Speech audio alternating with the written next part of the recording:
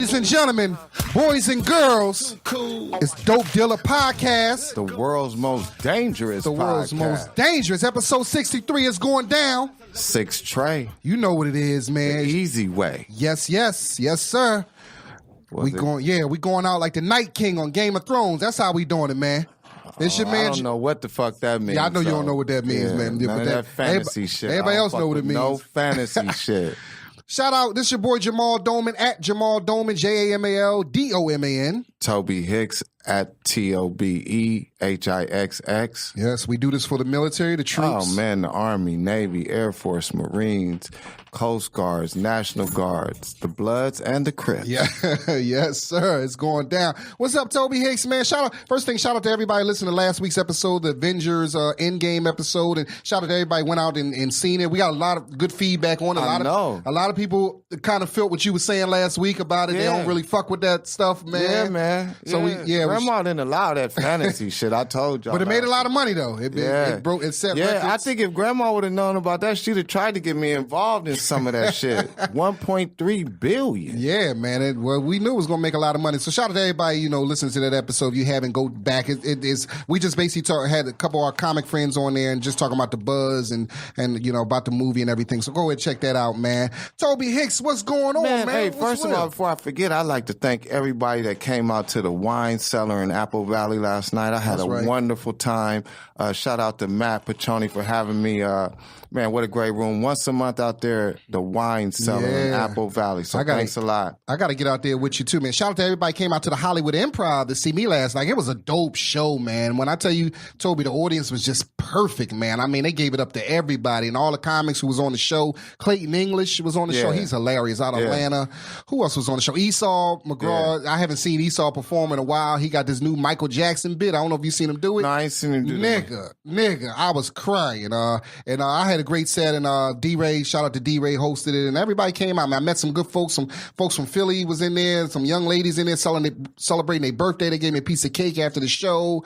So it was it was just, how Monday night's audience usually has a bad rep, not last night. Yeah, I mean, this is Thursday, so you that's right, yeah, exactly. So then the audience was, kind of weird, but last night they gave it up to everybody, man. So shout out to everybody at the Hollywood Improv, man. It's going down. And just one more before we go any further, like say rest in peace to John Singleton. Oh, yes. Yes. I mean, that, man, Boys in the Hood is one of the greatest movies ever. And I was I'll never forget when I was watching it, I was always like, damn, he really portrayed the hood it was close as you could get. Yeah. I mean. And we watching it in Philly, so, it's like we see, oh, damn, it really go down on the West Coast. That's what happened. Like that's how a lot of the shit traveled. And then after that, it was people banging it, across the country who had never even been out here and shit like that because of that movie.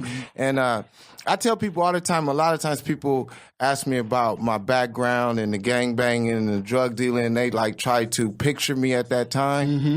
And I tell people the easiest way to picture me, I was like Doughboy. That's who I was. Wow. I was just like that scene on Crenshaw when they was out there and the dudes came up and he pulled up his shirt and showed the pistol. It's like, anybody got a problem? I was that dude. I was that dude. Because I was little. I was like, anybody got a problem? Nobody had a problem. I remember people used to say, hey, don't fuck with that skinny one. That motherfucker crazy. Just leave him the fuck It's always alone. the small motherfuckers. They the ones to shoot. The small motherfuckers. I don't fuck with nobody under 5'4". Them skinny motherfuckers, they shoot, man. So, man, rest in peace, John Singleton. I just want to add something. I just seen him a couple months. I went to the Teddy Pendergrass documentary screening, and Tyrese threw it. Yeah. So, him and Tyrese are close. So he was there. Yeah. And it's funny now look back at it because he was kind of moving kind of slow. I think he had a lady with him who was kind of helping him. I mean, but I'm just thinking, he was tired. Maybe he was just tired that day or something like that. But, now to look back at it, he didn't seem in the best health. And, this is, 51 years old. That's young, man. Yeah. I'm 46. That's young. 51 is young. Yeah, you know what I mean. yeah, so we got to take care of ourselves, especially this time. You got to take, man. It's L.A. been hit. Nipsey, and now he's an L.A. icon. Nipsey was an L.A. icon. Yeah, John Singleton. USC. South Central. He's so Magic. He didn't die at the Staples Center, but he damn near killed me when he quit at work. It's been a rough-ass month in L.A. God damn. But listen, John Singleton work will live on forever. Boys in the Hood, like you said, he was the first black director nominated for an Oscar for Boys in the Hood. And Poetic Justice. And he was in his 20s at that time. That's what was so remarkable. Higher Learning. Baby Boy, yeah. And yeah, man, it's just, and it's funny, that night I saw him, I wanted to take a picture with him, but I didn't because I didn't want to bother him. Now it's just, rest in peace, John Singleton, the legend, man. Yeah, man. So Tobe Hixx, man, speaking of LA, we got LA, history up in here, man. Yeah, man. I've been looking forward to Yeah, we got a special show for you. Go ahead and break it down, man. Bring our guests in, Yeah, man. We like to welcome today. We got two brothers here. I'm excited to have them to tell their stories so everyone could hear it because I know, the shit is very interesting and some shit I know you would definitely enjoy. And that's how we try to do on the Dope Dealer podcast with dope topics, dope guests, and we try to keep it coming to you. And with that being said, I'm going to go ahead and bring the brothers in. Coming straight out of Compton, the most known Pop Lockin crew in California, the Hoodbotics Puppets, West Coast Pop Lockers, Koolboy and Marty McFlie. Welcome to the Dope Dealers podcast. Where's the bell? I came from audition, man. I ain't had a bell, man. Oh, shit. Man, we ain't got our bell. Ding, ding. It might be in the car. I may run and get it. I think it may be in the car. Thank you, brothers. Welcome, for coming, brother. Man. How y'all doing now? To the Dope Dealer podcast, man. Indeed. Definitely, man. We appreciate you guys coming, man. Let's get straight to it, man. How long have y'all been pop locking?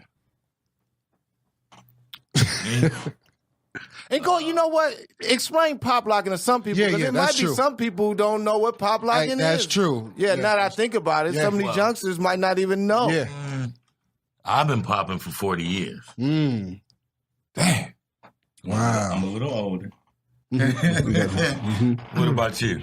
I've been pop locking for like about 36, 37 years. Yeah. Wow. Yeah, like I say, break down pop locking, the art of pop locking. Pop locking, man, is actually a mixture of two dances. You have what you call locking and you have what you call the robot. You put those two dances together and you have pop locking. So to break it down, man, to like let's see, we don't want to say a square nerd or a white person, nothing like that. You would explain it to them by saying the dancing robot. That's a good way of saying it. To get someone to understand, right? Just say the dancing robot. So it's not break dancing. It's different. No. Explain that because some people might break dancing. Yeah. Well, the difference between break dancing and pop locking, which is a huge difference. A lot of people who don't understand it consider both of them break dancing. Yeah. They call all of it break dancing. Yeah. But when in reality, man, breakdancing comes from the East Coast and pop locking comes from the West Coast. True that. True that. Yeah. Breakdancing is more of an acrobat style of dancing that's done on the floor. You know what I mean? Right. Done on the ground. Most of their moves. In pop locking, majority of the movement is standing up. Right. Upright. You know what I'm saying? So, yeah. How did y'all 40, you said 34 something, how did y'all get in, how did that come about? How you get into it, man? How did you? Back then, where did y'all start? Like, because what was the procedure? Yeah, because how did it wasn't like Where you did could y'all watch it on go? TV, be like, I want to do that. You guys created this, man. How did that happen? The way I came across it, man, to be honest with you, I was doing this dance and didn't even know what I was doing at the time. Damn. So I was pretty much, the dance chose me. I didn't choose it. You know what I'm saying? Yeah. So I was pretty much what you consider, I call possessed by it. It took over me, you know? Right. I was a little kid making movements and didn't really understand what I was doing at the time. And it wasn't pop locking, it was locking, because locking was first before. Right. Mm-hmm. And then I was roboting, and then the pop locking came along, and then I saw the OGs in the hood doing it, and I wanted to do it. You know what I'm saying? So that's how it came about for me. I started watching rerun. Is that, you know what? It's funny. I just wrote that down. Like I wrote rerun down because I didn't know. So he was pop. That's what he did. Locking. He was locking. He was part of the Lockers. Make sure he was part of the Lockers, and he was from L.A. Right. And you know he was on What's Happening. Yeah. And everything, you know. But we saw him on Soul Train locking before What's Happening. You know? Damn, yeah. So I used to watch that. And everybody started locking. Then the robot. And, you know, it just went on. Who came up? You know who came up with the term pop locking? Is that just? Did anybody come up with that term, or is just kind of naturally? This is what we doing. That it was.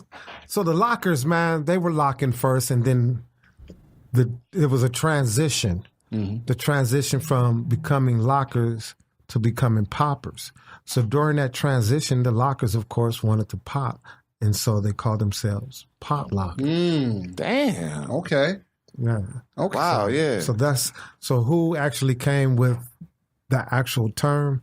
I don't know. The streets. The streets came with it, and they're saying from Compton, California, because the Bay Area don't call it pop locking; they call it boogaloo. Oh, okay. Shit. Yeah, Okay. that is true. Yeah, so we call it pop locking. So some of the kids out there, I know we said rerun. We got to break that down because some of the kids listening may not know. Yeah, but we talking about 'Cause the Fred, RNC rerun, Barry, the legend from What's Happening. Cool. So what year? We talking the 70? This was in the 70s? I mean, I got a rerun story, man. I got to tell this story. Go ahead, man. When I first moved to L.A., I used to work at Kinko's, right? Right on Sunset and Vine. And so rerun used to come in there. And honestly, homie, I was saddened because he was such a cool dude, but what he was doing, my brother, he was coming in there. He had his same headshots from back in the day. Right. Like it was still, like he was living back in the day. Yeah. And he would come in and get these headshots copied. And I know he would just, you know, probably give them to people or whatever the case was, but he just seemed like he was trapped back in the days, man. And that shit always saddened me. But he was a good dude. Yeah, well, I ran into him. I know I came to comedy. When I first moved out here, he was at a comedy show, and he was signing autograph. Maybe he might have been a headshot, signing headshots. And I remember I got one. He gave me an autograph, and not knowing, I'm like, thank you. I walk away. He was like, by the way, so that's $10. I was like, oh, okay, cool. I didn't. That's so he funny. was at a comedy show. He was selling. Well, see, that goes in line with my story. That's why he was making copies of the headshots. Which I didn't mind. I mean, it's a rerun. I'll pay $10 for it. Y'all want to know who showed him love, man? When he was going around giving his headshots, one person who put him on was Martin Lawrence. Yeah. Oh, one of the he was on that. He was on the episode of Martin. He was on one of the classic episodes. Right. He's like, what was a rerun? How many times I invite you to my house? Lots of times. How many times you ever been to my house? Never. And what's gonna happen to you if you ever show up at my house? I'm gonna get sprayed. Yeah, that shit was hilarious. Yo, that was rest in peace, man. Fred rerun. So go ahead. Marty McFlie, where was the first place that you pop locked in public? In public? Yeah, the very first place where you pop locked in public. Tell us where that street, dude. Can you remember what street you was on? Yeah, in front of your Mika house on Compton Boulevard. You wanted to show off and get her phone number. I'm trying to think. Compton College. How old was you at that time? 15. So that was the very first. I mean, what made you go up? Were they having an event or It what? was an event. It Was was a competition. Yeah. The first time you danced in public was a competition? It was a competition. So how did you know you was ready for competition? I was ready. I mean, so... I don't know if you're familiar with Tick-A-Lot from Compton. He's a pop locker.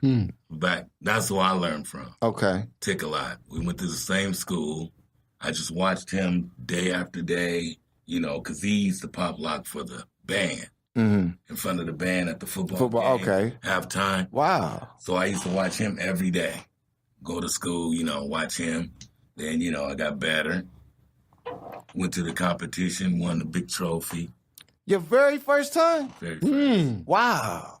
So you won first place? Yeah, first place. Damn. I still got the trophy. Wow, that's what's up. Damn. Compton College back then. Shit. So explain. So, Koolboy, you're the creator of the Hoodbotics Puppets, West Coast Pop Lockers. Explain how what that is first, and how did that all come about? Hoodbotic. Okay. Hoodbotic, man, is of course the word hood, right? And then you have the word robot, which is robotic. So I took the word hood and matched it with robotic and came with Hoodbotic. And then puppets is we're an offspring of a legendary pop locking crew from out of the east side of Compton called the Electronic Puppets. Okay. So since we're the offspring of that crew, I carried on the name Puppets. Okay. And Electronic Puppets is actually who we call the king of pop, where Michael Jackson stole the term. Okay, let's get into it. Explain Let's that. get into it. So, you know, hey, this Dope might be Dealer Podcast. hey, you know what? They can get mad at me, homie. Hey, come on, man. They can start controversy, but I'm here to do nothing but tell y'all fellas the truth on this dope dealing thing. So the original king of pop is Anthony A.K. King from the Electronic Puppets. Michael Jackson wanted to learn how to pop lock, so what'd he do? He went and got real pop lockers. Those real pop lockers kept saying, Mike, you think we bad, but you need to meet the king of pop. Michael Jackson heard king of pop and said, bing. Wow. I like that. I like that. I like that. Michael Jackson, king of pop. Now, there ain't no diss to Mike, man, because he's the biggest entertainer ever in the world. There'll probably never be another entertainer as big as him, but you got to remember, everybody gets something from somebody, homie. That is true. You know what I'm saying? I don't care who you are. Right. You could be the biggest entertainer, and you're still going to get. Look at Elvis Presley. He was huge, and he got 90% of his stuff from Chuck Berry and all the rest of them. Little Richard. Little Richard, exactly. Exactly. Yeah, because I remember seeing a documentary where they said Mike would watch the dancers. Like in the 70s, he'd go to where the dancers were at, like and watch their moves. Like how he got the moonwalk. Is the brother is the original? Is he still alive? So I like that. You said the moonwalk, man. Michael Jackson is known for creating that move, the moonwalk. He didn't. That's what I'm saying. That's what the documentary said. He took that from which documentary you I forgot. I was watching something, and I know they were saying that he took the moonwalk from somebody. Yeah. The real term is called the backslide. Right. And the original person who created that dance, I'm going to ask y'all, who are magicians with their feet? Tap dancers? Who said that? Wow. That was me. That was me. Tap dancers? Tap dancers are magicians. Tap dancers for $500, Alex. So I don't know if it was Sandman's daddy or whoever the dude that tapped in the sand, but the dude would tap dance, and when he finished his show, he would exit waving his hat to the crowd, but he'll exit sliding backwards. Oh shit! And that's where the backslide started. Yeah. Now, as pop lockers, we got a hold of it, and we put that illusion on it as if we're gliding across the floor backwards. Right. Mm-hmm. It was taught to Michael Jackson. Michael Jackson said, "Oh, it looks like we're walking on the moon backwards." Wow. And don't get me wrong, I'm clowning Mike, but I love him to death. I love Mike to death. But real is real. But people get stuff, even till today, man, your biggest entertainers come watch dancers. We have caught Chris Brown kicking it in the cut at the B-Boy Summit watching us bust. Right. You know? Not the B-Boy Summit. Yes. How often does that happen? Is that a yearly event? Yeah. Where they had that at? I heard about that. That's a big thing, yeah. Down here in LA. Yeah. Mostly. So I see that you I'm sure you dance for Sugar Free. I'm sure you dance for a lot of how was that? How did you link up with Sugar Free right there? Yeah, I've danced for multiple of the different rappers, but the one who I've stuck with the most and that showed me the most love, and I've been to thousands of stages with him, is Sugar Free, man. And then Pomona's Finest, right? And you know, with him rapping with DJ Quick, so I'm doing a lot of shows with him, end up on stage with him too, but I'm actually Sugar Free's dancer. Yeah. Sugar Free, when I was back in Philly, he had a single called "If You Stay Ready." You remember that? Yeah. And it didn't come to Philly, but somehow I heard it and I loved it. I remember I used to ride around Philly, and everybody was like, "Who is that you listening to?" I was like, "It's a rapper named Sugar Free." That was my shit. Yeah. I think DJ Quick produced What they say? it. Take it out and put in Will Smith. Man, take that out and bump that. That was my shit. If you stay ready, that beat, and yeah, man, that's cool, man. Now I just went to a show maybe a couple months ago. I seen speaking of MCs, what's his name? Curtis Blow. I seen Curtis Blow. Now he incorporates a lot break dancing and some. I know he does some. Is that pop? What he does is break dancing kind of. It seems like he does some pop locking too. I don't know if Curtis Blow pop lock. I've seen him up Doing there. that at a show? He does something like at the show. Like I don't know if it's really pop locking. Nah, he's just having a good time, man, and he's imitating it and just having fun. He ain't doing it on no serious level. Okay. I've done a few shows with Curtis Blow, man. And that's funny. Curtis is cool. I opened he's a up cool with Curtis dude. one time. He just don't pay. Come on, Curtis Blow. I'm putting everybody on blast today. Curtis Blow don't pay, homie. Damn. Maybe the breakdancers, Little Caesar and them. You know what I'm saying? But he ain't gave Koolboy. Yeah, and that's another thing. When I came up in hip hop, rappers had dancers. It was like you had Everybody Big Daddy did, Kane. Everybody had a dance. Heavy D. It's like what rapper you didn't see without a dance? You know, later on, even Public Enemy had the S1W stepping. Yeah. You know, but rappers today. Gangster rap couldn't have no dancers. Yeah, I man, mean, that's whack. how you gonna talk about killing somebody and then this nigga dancing next to you? But they did at the beginning. You know, They did at the beginning. Cool G Rap had dancers. Yeah. And Cool G Rap was talking that gangster shit. He had dancers. Yeah. That's funny. The coldest dancer, man, was Sir Mix-a-Lot. He had that chubby dude that can dance. I don't know if y'all remember him or not. No, I don't remember. My posse on Broadway. I remember that. I yeah. seen Sir Mix-a-Lot in Seattle about a year ago. Yeah. He's still touring, still going around. Man, I seen, and then you know what? Like, my posse's on Broadway. Big Butt. What's the other joint he had? I like big butts. Man, I seen one time I was up late at night high, and I seen this show, and they was like talking about like off those songs, those few songs he had, them hits he had, he'd made like over $150 million off them those hits. songs? Yeah, I was like, damn. Well, yeah, Big Butts is in a commercial now. Yeah, I so was he's like still, $150 million. Yeah. off of just only about 3 joints. yeah. Well, Not even 3 albums, nigga. 3 songs. I mean, You know why? Because the song didn't cross over. The people crossed over to listen to Yeah. it. The white folks loved it. You know what I'm saying? and it's been, I mean, they've been playing shit for decades now. Been making money. Yeah. so you guys, you do shows on a regular, and how often you working every week, or how does that? How's the life of Pop Locker like The these days? for a pop locker or for me? Because Yeah, there's a for difference. you. Yeah. You an OG vet. You know, I don't put it down, man, and I worked hard to get to where I'm at. So, you know, I'm constantly working and doing shows. So I pretty much go wherever Sugar Free goes, and then I get my own gigs, you know, because I also DJ and I throw my own events. So every week, man, I'm active. You know what I'm saying? I got it going on. How is the transition in Pop Lockin' like from when you guys were younger to as you age? How does it affect your body? Like, I mean, what do you have to do now? I mean, I'm sure you got to stretch more. I mean, like, just break it down. Help us out with that. Let Marty answer that, man, because this dude can flip, and I'm sure he'll tell you what happens to his body, you know, from all that. I mean, explain like that process and like what has happened over the years and how you've combated and like what you need to do to keep yourself ready and, you know, and then You got to stretch. Okay. And you can't move like you was when you were 15. Exactly. But, you know, I could still do it. You just got to be careful. You can break something. Yeah.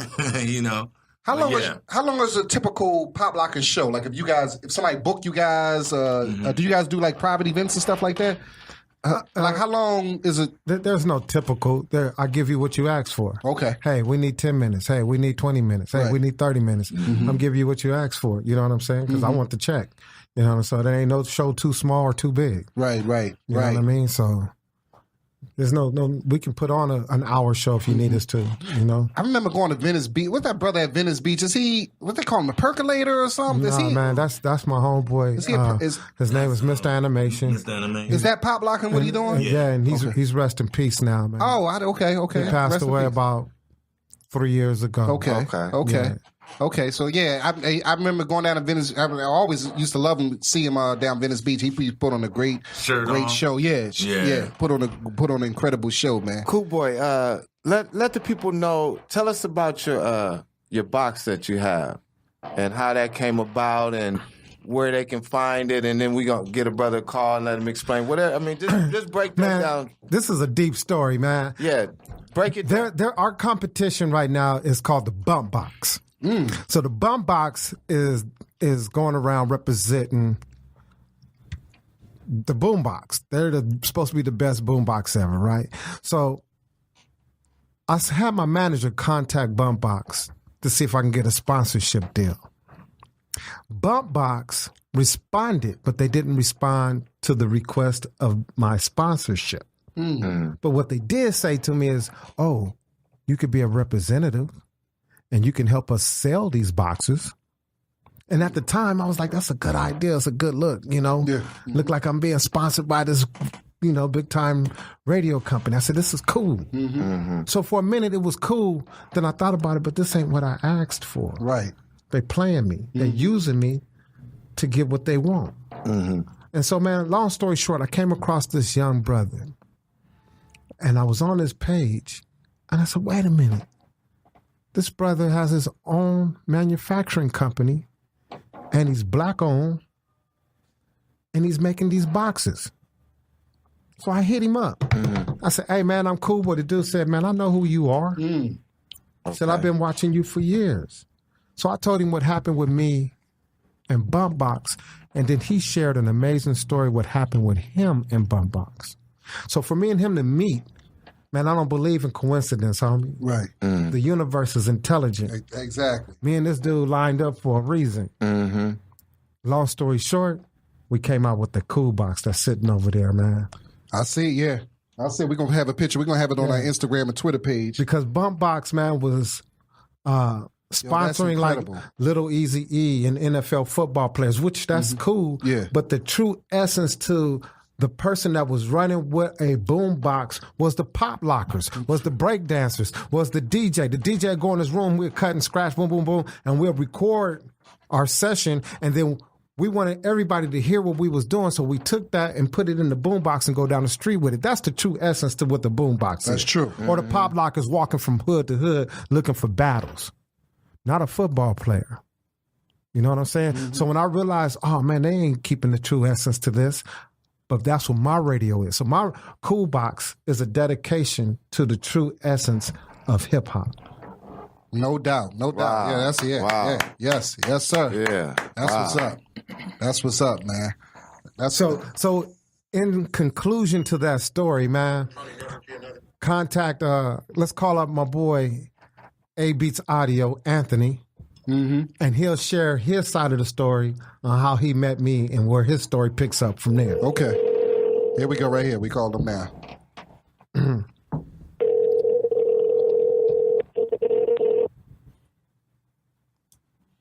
Mic check 1, 2. He gonna pick up. Hello. Welcome to the Dope Dealer Podcast. What's happening? Hey. What's going on with you? Hey, what's going on with y'all?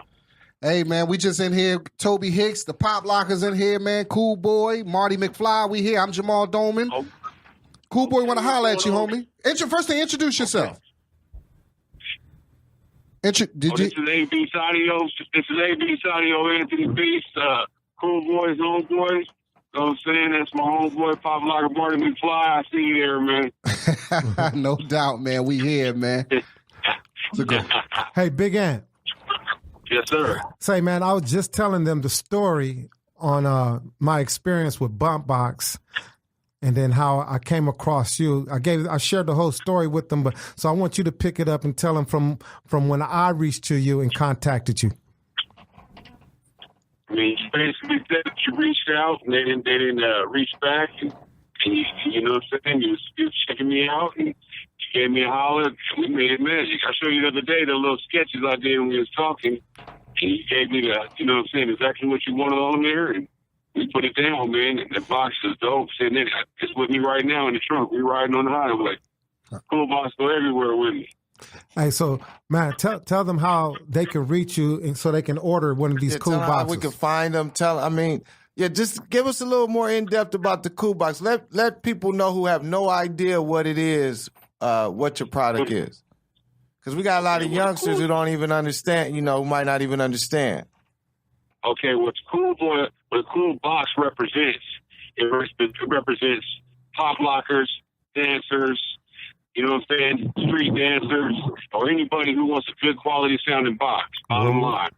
And these hit hard. You know, you got a long life battery. You got a CD player, AM, FM, USB, auxiliary. I mean, it's just an awesome box. You can even stand on it. I had one person stand on mine yesterday. It's just a good box, man.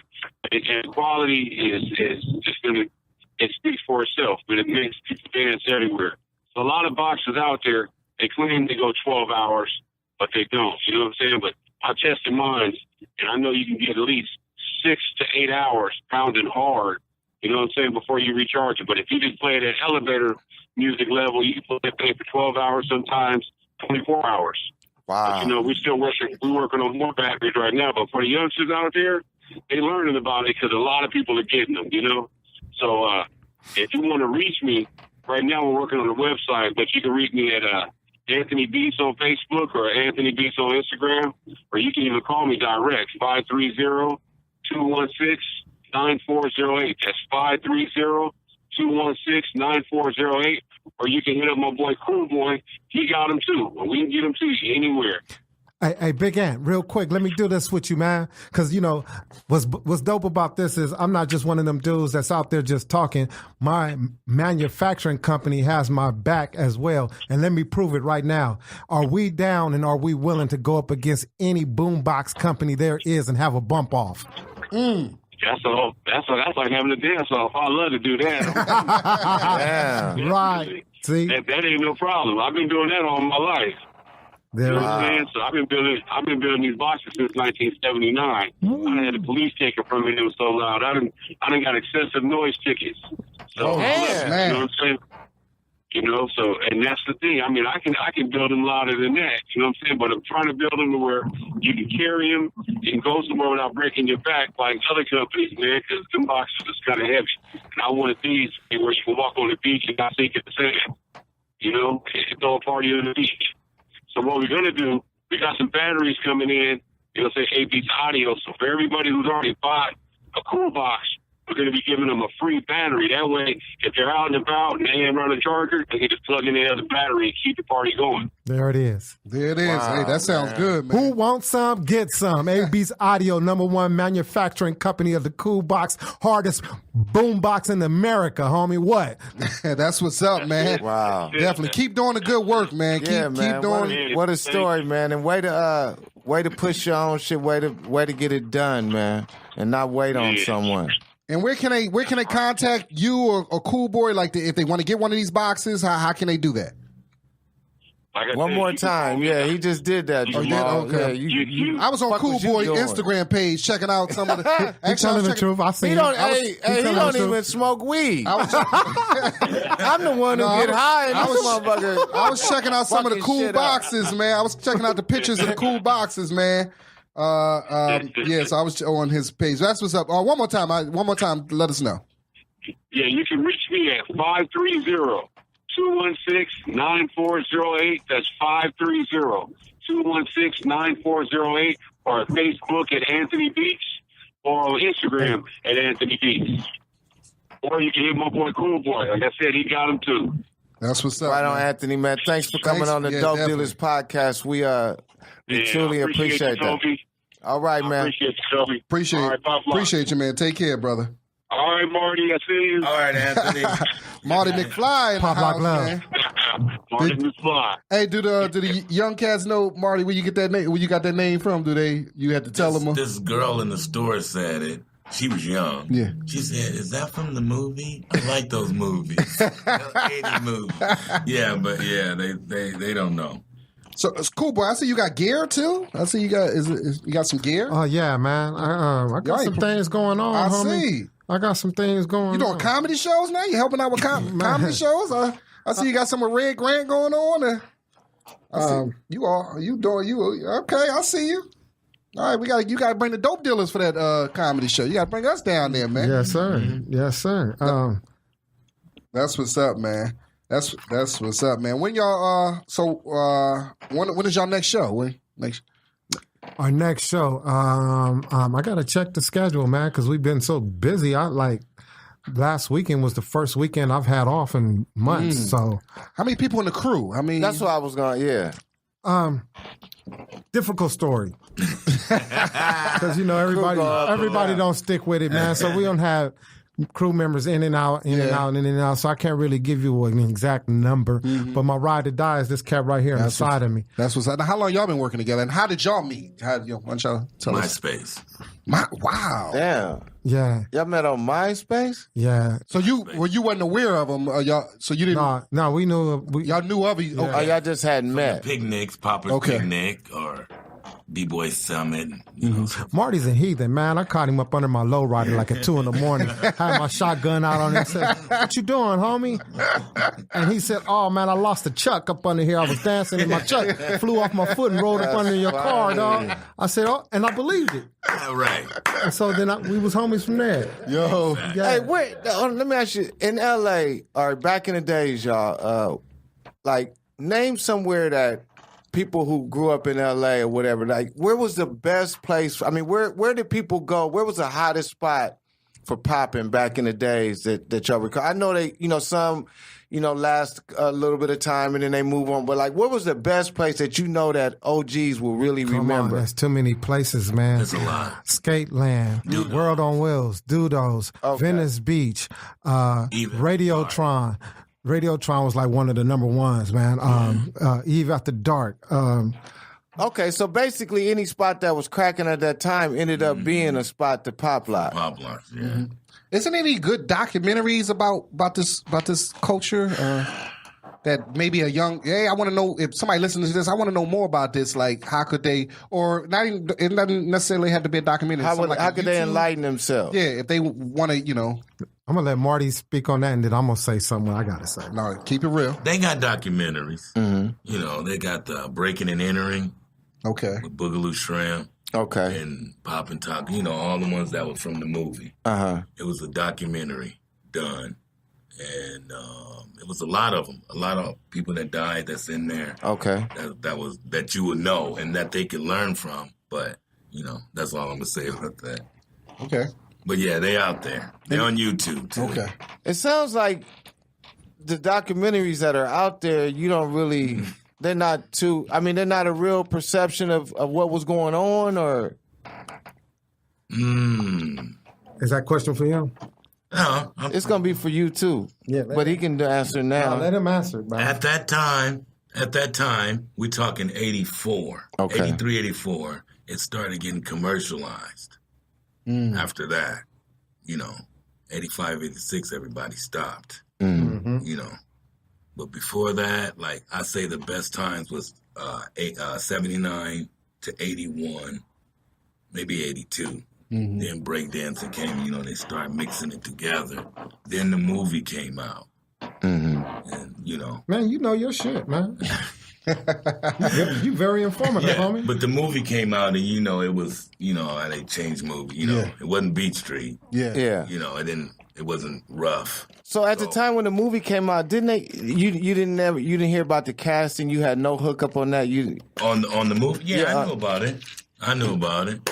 Because I was down at Venice Beach. Most of the people that was in the movie was down at Venice Beach or in the Gap Band video. Party Train. Okay. Koolboy, what do you want to say about the documentaries? Looks like you got the. Yeah, Koolboy. Looks like you want to say they fake documentaries. Because, hey, homie. They fake documentaries, huh? I'm sitting back. I got some pop lock beef, homie. And y'all can bring the sucker on y'all show if you want to. Let's keep it real. We keep it real on here. Okay, so check this out, homie. The only reason why I ain't riding on him too hard is because of this Nipsey Hussle thing. And we all supposed to be coming together, peace and love and unity. But still, man, when somebody is wrong, they need to get checked, homie. So what I'm doing is I'm putting a shot out there right now to Boogaloo Shrimp. Boogaloo Shrimp, you is not allowed to pop lock nowhere in California, homie. Koolboy pulled your pop lock card. I'm giving you slack right now because we supposed to be on some truce type of thing right now. But soon as things die down, I'm back on your ass. Oh, shit. Because the dude, homie, put out a documentary. And in the beginning of his documentary, the narrator says, "It all started in Brooklyn." Boogaloo Shrimp. No. Damn. Who's supposed to say something? I'm Koolboy from the West Coast Pop Lockers. Yeah. And that's where it originated from. Yeah. So I'm going to check him. due to the fact that that dude is acknowledged and recognized as one of our icons. Right.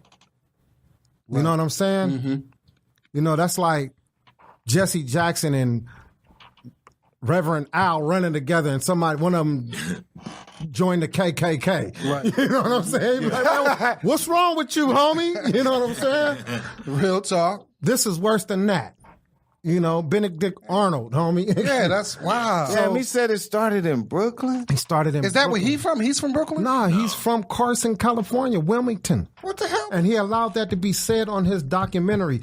A documentary, homie, means this is documented. I mean, somebody's going to go back and research this for validation. Right.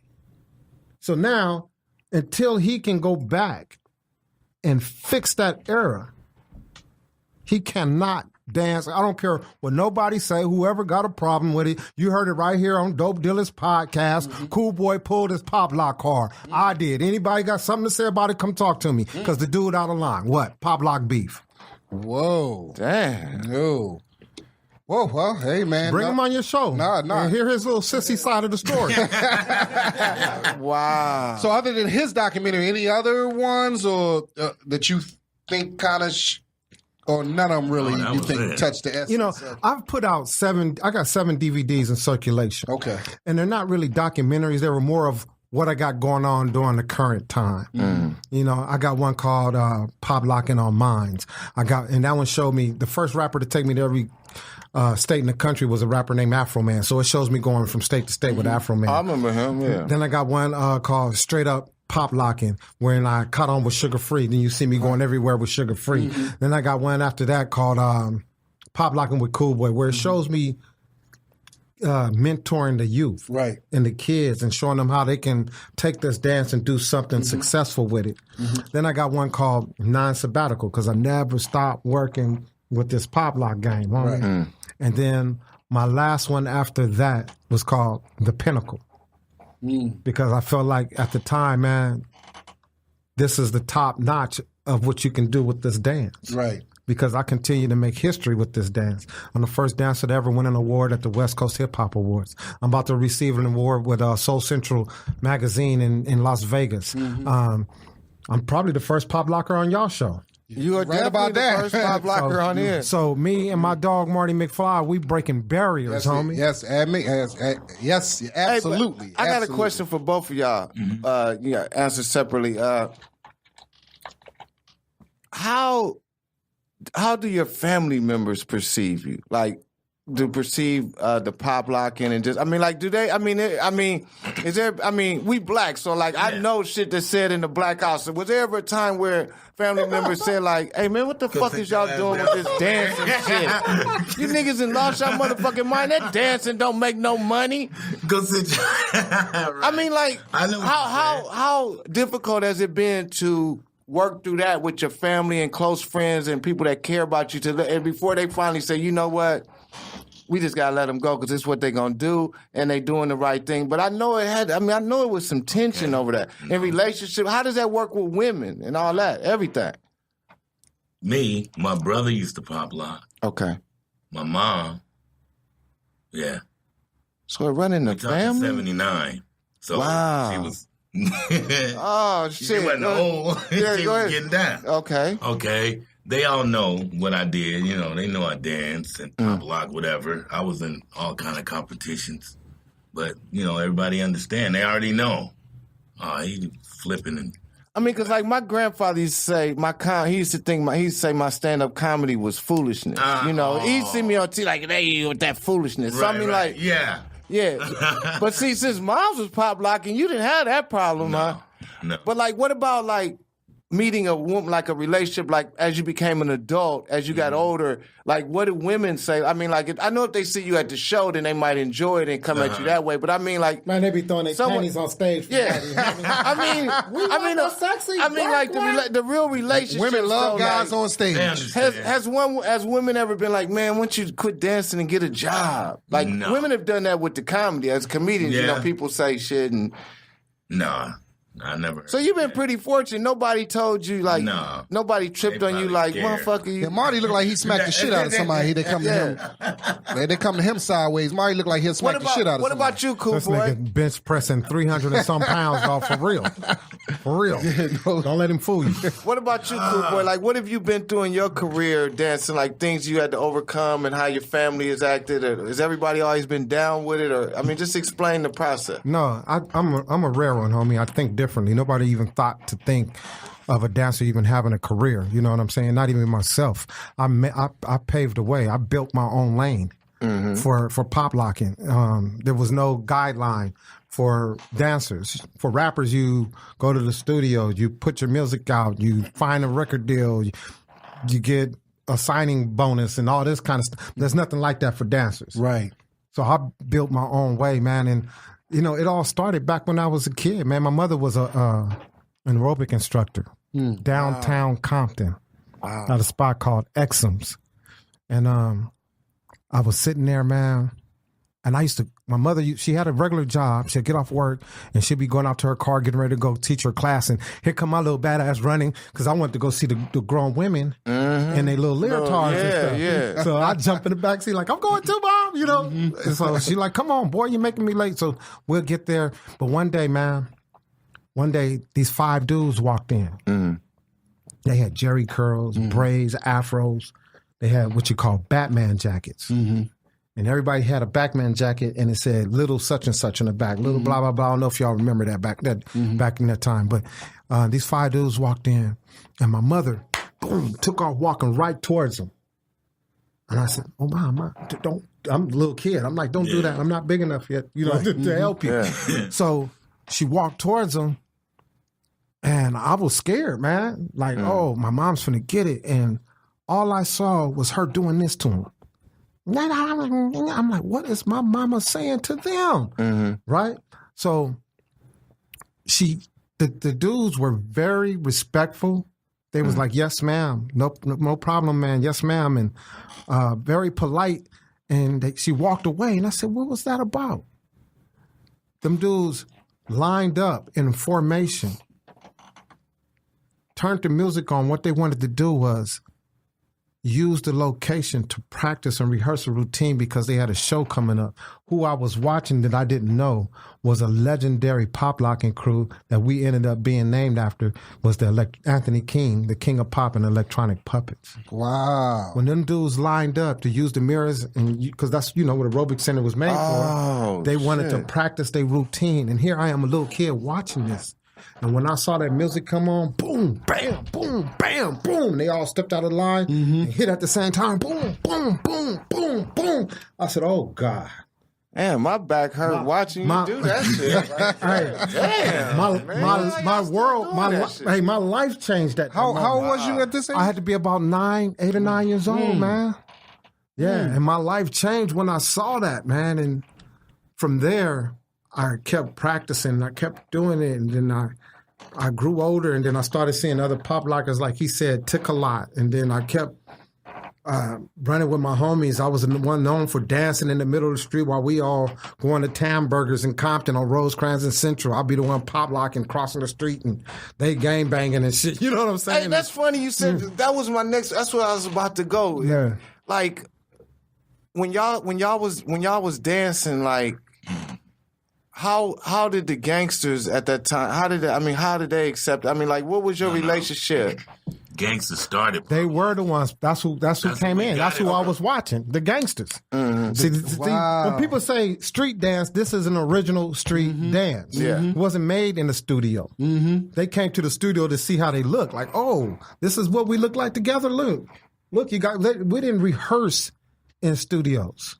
Back then, like now you go to the dance studio and you practice. But back then they rehearsed in the parking lot at the park or in their bedroom. But when they saw mirrors, they said, oh shit, let's go see how we look. And when they hit that routine, man, my world changed. So then as I got older, I started taking it to different levels. You know what I'm saying? And ended up doing it for a living. I can go. At what point did you know, first thing, at what point did you say, I wanted, I guess, maybe when you had that situation at your mom's place of work, that's where you wanted to. Hey, I want to do this. But at what point did you say, I can do this for. Did you know? Because I know at one point, I was like, okay, I can do this comedy stuff for a living. I know at what age that happened. At what age would you at what point you was like, I can do this for a living? Yes.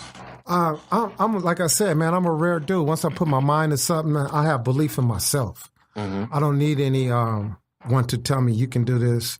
And you can, come on, Koolboy, you can do. I talk to myself like that. Mm-hmm. And I actually had a job, man. I had a job at a call center, right? Mm-hmm. And we all worked in cubicles. And I used to get up, put my call on pause, and go in the bathroom to pop lock. Wow. Now, when you put your computer on pause, it starts timing you on how long you've been on pause. Mm-hmm. Right? And so I didn't care. I'd come back, and if the supervisor said how long you been, I had something smart back to say. You know, shit. I drank a lot of water, whatever it was. But the girl in the cubicle over from me, she said, "Man, I noticed you keep putting your computer on pause. You're gonna get in trouble. Why do you keep going to the bathroom so much?" I said, "I be going in there to pop lock," and she laughed at me. Mm-hmm. Damn. She said, "Why are you pop locking?" I said, "Because I have a vision of doing this for a living." And she laughed at me so hard. It was the most degrading laugh I've ever heard in my life, to where I second guessed it. Like, man, maybe this is stupid, you know? And I went home. Oh, that's funny. I went home and I kept hearing this girl laugh and clown and laugh. And I was like, oh, and then something inside of me said, man, she don't know you. She don't know how you feel. She don't know how you think. She don't know your vision. So why are you tripping off what she said? Right. Man, it wasn't a week after that where I got the phone call saying, "Hey, how much it cost for you to go on tour with me?" Boom, I was gone. Headed to Mississippi. Wow. Called that girl that was clowning me from every state that I got to. Can we cuss on here? Yeah, man. This is Dope Dealer Podcast. Hey, you heard me? Hey, bitch. I'm in Indiana. Click. Hey, bitch. I'm in Ohio. Click. Hey, bitch. I'm in Florida. You still at that same funky ass spot, ain't you? Click. And then you know what she did though? What she did? Change her number. I said, hey. She said, wait, Koolboy. She said, man, I got to give you your props. Yeah. I said, I got to give you yours. She said, why? I said, because of you, I pushed even harder. Damn, and I'm surprised she admitted she was wrong. Yeah. That's the shocking shit. I know. I was like, damn, she admitted she was wrong. Because she probably missed me because she was in a cubicle right next to me and I'm clowning with her all day. And she's like, this nigga gone and now you keep calling and clowning. Yeah. And he all over he on world tours all over the country. I'm here. I'm still here. Maybe if I be nice to him, he'll send for me. Yeah. Damn. Right. That's definitely what's up, man. So you two, it's funny, that was my next question. Actually, it's two parts. How is the youth getting this? Is this being passed down to the youth? Are they receiving this? Because we always I don't feel that these young motherfuckers I'm a hip hop head, and sometimes how the us OG hip hop. We like, man, these young motherfuckers, they ain't respecting the game. They not understanding the essence of mumble rap. What's this bullshit? So pop locking, are the youth getting this? Yeah, they are. They are. That's you teaching them, and we got a whole bunch of young ones. That's what's up. Overseas though. Oh, what about here, man? Not too much here. What countries? All of them. It's funny they love our culture. They love our culture 10 times. Japan and all them type of spots. Yeah, India, Africa, everywhere. You keep in touch with a lot of them, and a few. I had that. I meant to ask that question. I asked for him. That was also for you too. At what point did you know? Hey, man, I can do this. I kind of want to do this. And I can do this. At what point you like, man? I think I can make a career out of this. With him. Okay.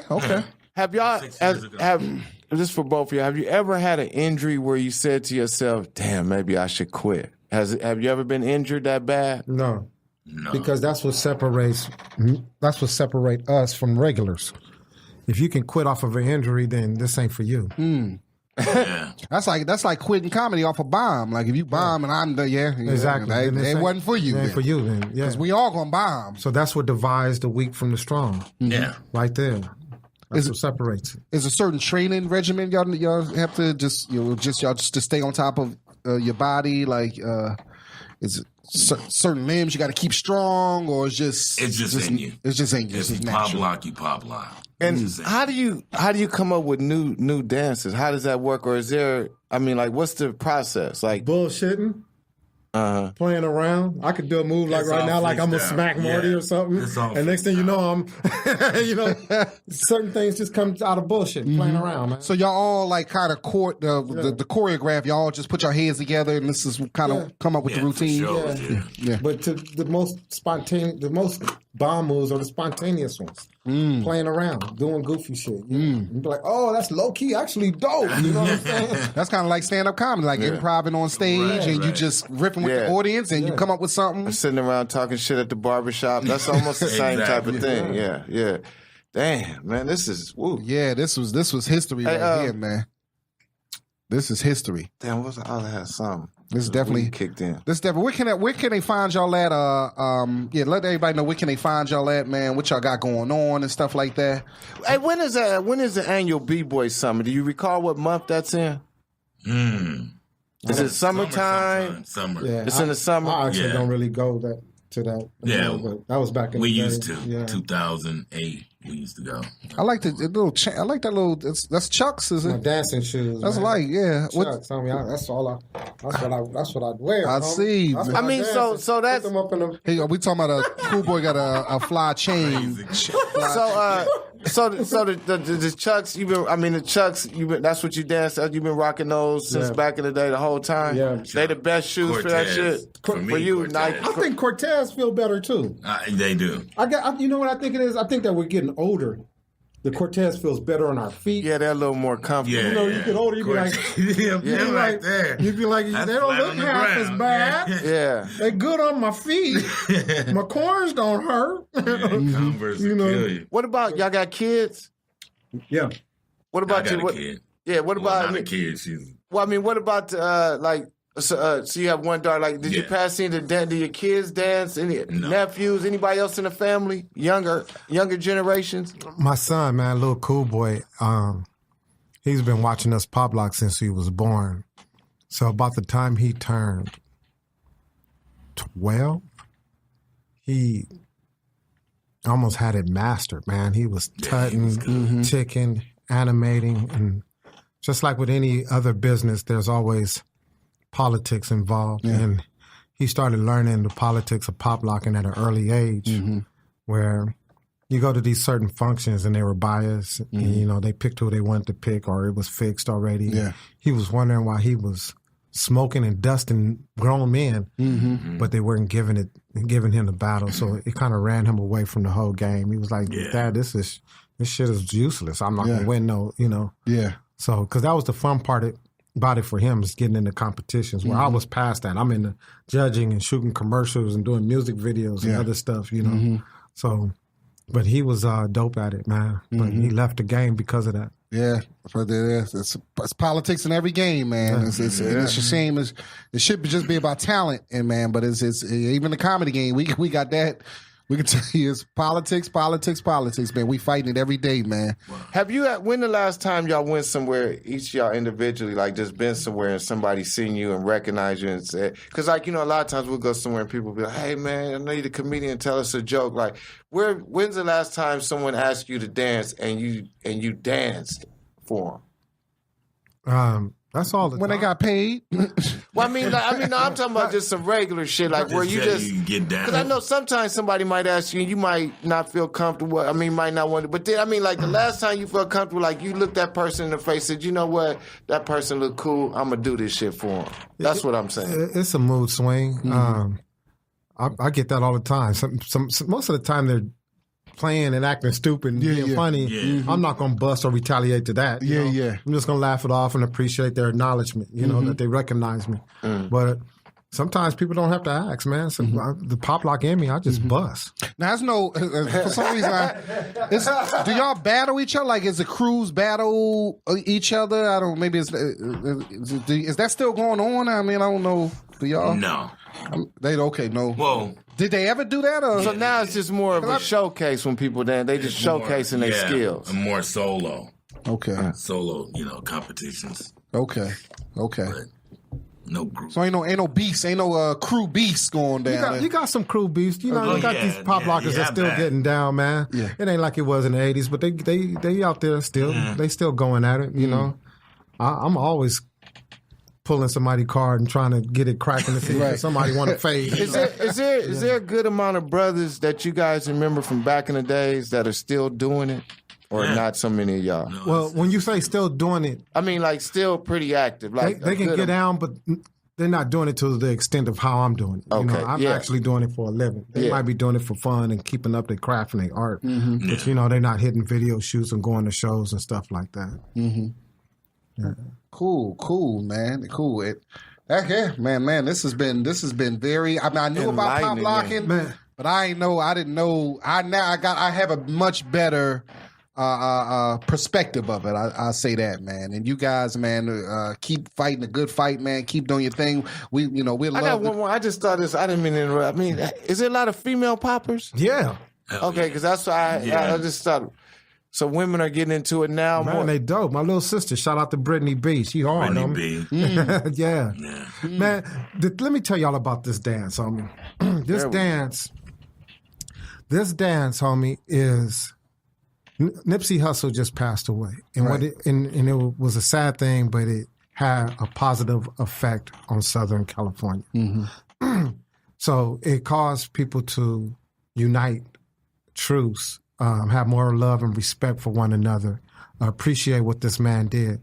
Well, not to give all the glory and credit to Pop Lockin, but us as Pop Lockers, we've been doing that for years. Mm-hmm.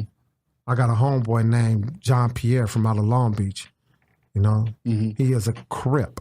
Mm-hmm. I got a homeboy named Gizmo from Watts, California. He is a Crip. Mm-hmm. You know what I'm saying? My homeboy right here on the side of me is from Compton, California, Nutty Block. He is a Crip. Mm-hmm. I'm what they call a Don Moo. I'm from Compton, Piru. Mm-hmm. And we all homies. That's what's up. And because of the dance of Pop, because of Pop Lockin. It's because of Pop Lockin, me and Pop and Pierre from Long Beach communicate. We have something to talk about that we both are attracted to. Mm-hmm. And the conversation gets deep into Pop Lockin, and before you know it, we talking about, come on, homie, let's go to Buffalo Wild Wings and finish our conversation. You know, we become friends. Yeah. Mm-hmm. But the capture was Pop Lockin. That was the glue that brought us together. Right. So what I'm saying is, we've been on some unity stuff for years, homie. It's been bringing us together for years. Right. The world is just now catching on. So I want to bring to everybody's attention the power and the strength that Pop Lockin actually has. Because sometimes the way you present it, it can sound corny. Yeah, Pop Lockin made truths. No, it really did, man. It saved lives. You know, it was a distraction from negativity. That's true that. Yeah. True that. That's Well, on that note, I knew it was something else there. I was trying to pull something else out of y'all, and that was it. That's what's talking up, to the man that'll tell y'all. Real talk, man. We appreciate you guys coming, man. Real quick, tell everybody where can they find y'all at, man. If you got anything going social on, media. Any events coming up they can find you at and stuff like that, man. Instagram is some of your Instagram. Yeah, so they can find you. Koolboy, Hoodbotics Puppets. Koolboy is with a K. Koolboy, Hoodbotics Puppets. Yeah, Marty McFlie, Hoodbotics Puppets. That's on Instagram. That's what's up, man. And any shout outs to anybody, man? Y'all want to say what's up to y'all people? Any shout outs or what? Is we all good? We all? Yeah, I got one, but I want to hear Marty's roll call. I'm interested to hear his shout out. All right, I'm gonna give a shout out to WRL, Elite Spins, Brush Connection, all my homies, the Wave fam. I see y'all. That's what's up. Gizmo Magnetic from Watts, Pop Locker. There you go, man. And then, Marty, did you give me you gave me your Instagram, right? You already gave it to him. Nigga don't even smoke weed. I want to give a shout out, man, to the entire Sugar Free camp, man. Big Breeze, Chubbs, Ted, DJ Bobby B, man, Pomona Dirt, Drizel, all the homies in the Moose.